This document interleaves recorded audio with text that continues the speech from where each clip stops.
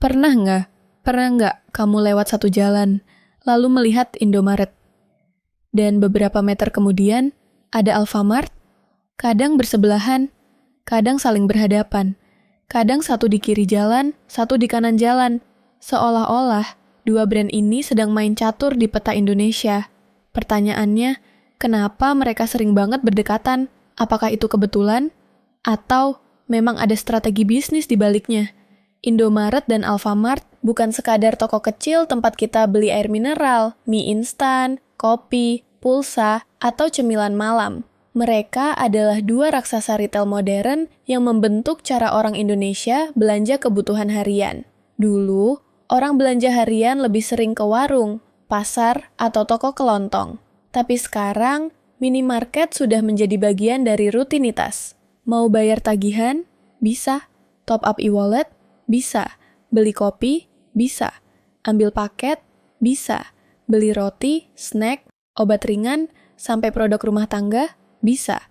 Minimarket berubah dari sekadar toko menjadi titik layanan harian. Dan disinilah persaingan Indomaret versus Alfamart menjadi menarik. Mereka tidak hanya berebut pembeli, mereka berebut kebiasaan. Siapa yang jadi toko pertama yang kamu ingat saat butuh sesuatu cepat? Siapa yang paling dekat dari rumahmu? Siapa yang promonya lebih terasa? Siapa yang aplikasinya lebih sering kamu pakai? Siapa yang membuat kamu berhenti 5 menit sebelum pulang? Dalam bisnis retail, lokasi adalah senjata utama. Karena orang tidak selalu memilih minimarket berdasarkan loyalitas besar. Seringkali orang memilih yang paling dekat, yang parkirnya paling mudah, yang tokonya paling terang, yang kasirnya cepat, yang promonya pas, yang ada di sisi jalan yang benar saat mereka lewat. Itulah kenapa dua minimarket bisa berdiri sangat dekat. Karena mereka sedang mengejar titik yang sama, arus manusia, dekat perumahan, dekat kantor, dekat sekolah, dekat SPBU, dekat jalan utama, dekat area kos, dekat titik pulang pergi orang setiap hari. Kalau satu brand masuk ke lokasi strategis, brand lain tidak mau kehilangan pasar di area itu. Akhirnya muncul pola yang kita lihat di mana-mana. Satu membuka gerai, yang lain menyusul. Satu memperkuat promo, yang lain membalas. Satu membangun loyalty app, yang lain memperkuat ekosistem digital. Ini bukan sekadar perang toko, ini perang jaringan. Dan dalam perang jaringan, siapa yang punya titik lebih banyak, supply chain lebih kuat, data pelanggan lebih dalam, dan eksekusi lebih konsisten, punya peluang menang lebih besar. Tapi sebelum bicara siapa yang unggul, kita harus pahami dulu. Kenapa bisnis minimarket bisa sebesar ini? Jawabannya ada pada satu hal sederhana. Orang Indonesia belanja kecil tapi sering. Rahasia besar minimarket bukan hanya menjual barang. Rahasia besarnya adalah memahami perilaku harian. Orang tidak selalu datang ke minimarket untuk belanja bulanan besar. Mereka datang karena butuh cepat. Minum, snack, rokok, kopi, susu, telur, obat ringan, sabun, pulsa, bayar tagihan, ambil paket, atau sekadar beli sesuatu karena lewat. Transaksi kecil seperti ini terlihat sederhana, tapi kalau terjadi jutaan kali, nilainya jadi sangat besar. Maka strategi pertama adalah lokasi. Minimarket harus hadir di tempat yang membuat orang berkata, sekalian mampir. Bukan nanti kalau ada waktu, tapi sekarang juga bisa. Strategi kedua adalah franchise. Dengan model waralaba, jaringan bisa berkembang lebih cepat tanpa semuanya harus dibangun hanya dari modal perusahaan pusat. Pemilik franchise membawa modal dan lokasi. Brand membawa sistem, supply, standar toko, teknologi, dan kekuatan nama. Ini membuat ekspansi bisa berjalan lebih luas. Tapi franchise juga butuh kontrol ketat. Karena pelanggan tidak peduli toko itu milik pusat atau franchise.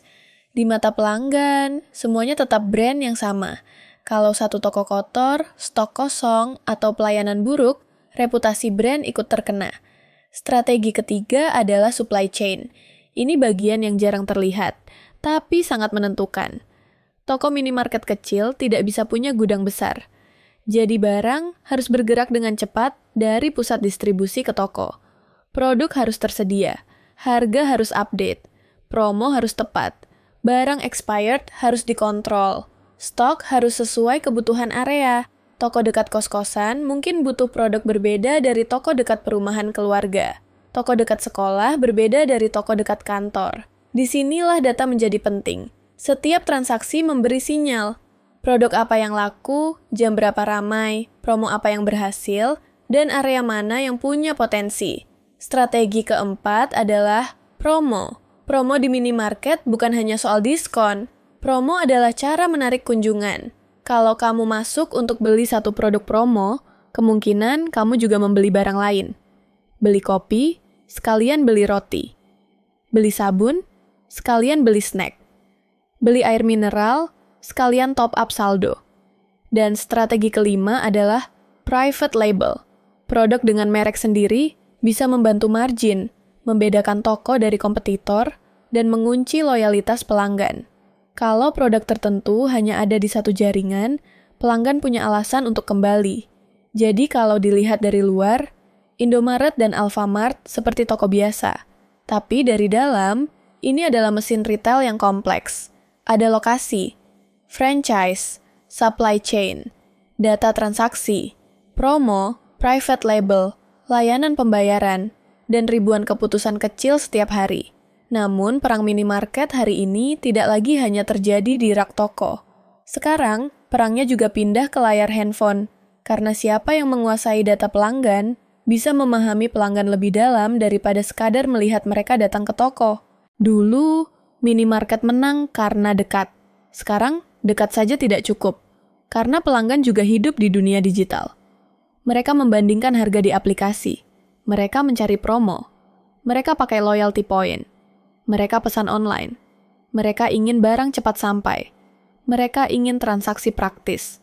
Disinilah battle Indomaret dan Alfamart masuk fase baru, omnichannel. Artinya, toko fisik dan digital tidak lagi dipisah. Toko bukan hanya tempat belanja. Toko juga bisa menjadi titik pengiriman, titik pick up, titik pembayaran, titik layanan keuangan, titik data pelanggan. Alfamart punya AlfaGift, Indomaret punya Klik Indomaret, dan ekosistem digitalnya sendiri. Dari sisi pelanggan, aplikasi terlihat sederhana. Cari barang, cek promo, kumpulkan poin, pesan. Tapi dari sisi bisnis, aplikasi adalah sumber data. Brand bisa tahu siapa yang belanja apa, seberapa sering, di area mana, promo apa yang membuat orang kembali, produk apa yang cocok direkomendasikan, dan bagaimana menggabungkan transaksi online dengan toko terdekat. Inilah masa depan retail. Bukan online melawan offline, tapi online memperkuat offline. Toko yang dulu hanya menunggu pelanggan datang, sekarang bisa menjadi mini warehouse yang melayani pelanggan sekitar. Namun, Indomaret dan Alfamart juga menghadapi tantangan. Pertama, kompetisi dengan e-commerce dan quick commerce. Kalau pelanggan bisa beli barang dari aplikasi lain dengan harga murah dan pengiriman cepat, minimarket harus punya alasan kuat untuk tetap dipilih. Kedua, tekanan margin. Diskon, sewa lokasi, gaji karyawan, logistik, listrik, dan biaya ekspansi, semuanya mahal. Gerai banyak bukan berarti semuanya mudah menguntungkan. Ketiga, relasi dengan warung tradisional. Di beberapa daerah, ekspansi minimarket nasional sering menimbulkan debat. Apakah modern retail membantu akses masyarakat atau justru menekan toko kecil? Ini membuat bisnis minimarket bukan hanya urusan perusahaan. Ini juga urusan tata ruang, ekonomi lokal, dan kebijakan daerah. Jadi, siapa yang menang antara Indomaret dan Alfamart? Jawabannya tidak sesederhana satu pemenang. Indomaret punya jaringan besar, sejarah panjang, dan kekuatan lokasi. Alfamart punya kekuatan publik sebagai emiten, ekosistem digital yang agresif, dan ekspansi grup retail yang luas. Di beberapa area, Indomaret mungkin lebih kuat.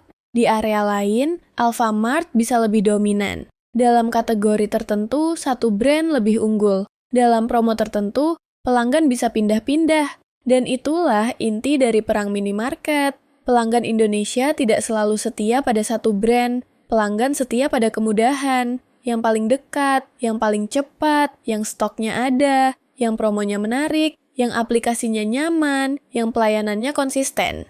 Jadi, mungkin pemenang sesungguhnya bukan brand yang punya toko paling banyak, tapi brand yang paling mampu menjadi bagian dari kebiasaan harian orang Indonesia. Karena dalam retail, kemenangan terbesar bukan saat pelanggan datang sekali. Kemenangan terbesar adalah saat pelanggan tidak perlu berpikir lagi. Butuh sesuatu, langsung ingat kamu. Dan itulah yang sedang diperebutkan Indomaret dan Alfamart. Bukan hanya uang belanja kita, tapi memori, kebiasaan, dan langkah kecil kita setiap hari.